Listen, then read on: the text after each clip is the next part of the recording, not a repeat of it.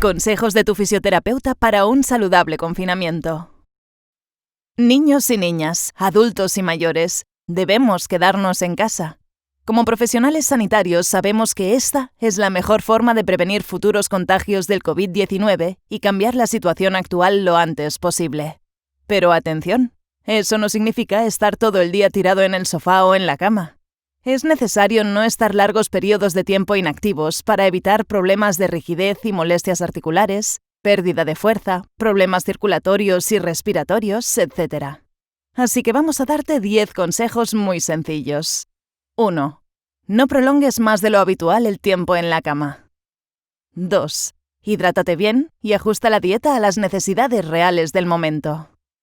3. Organiza tu día para dedicar unos 30 minutos a la práctica del ejercicio. 4. Si teletrabajas, haz pausas cada 60 minutos para levantarte y hacer estiramientos.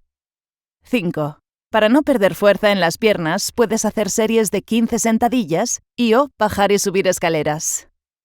6. Caminemos por casa o por la habitación, aunque sea una marcha simulada, sin desplazamiento. 7.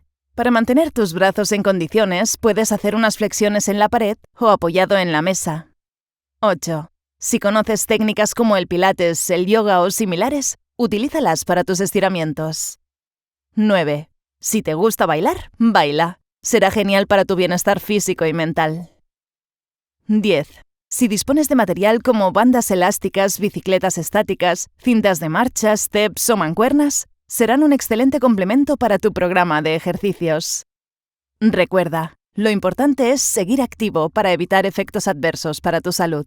Si tienes algún familiar con movilidad reducida, anímalo a moverse dentro de sus posibilidades.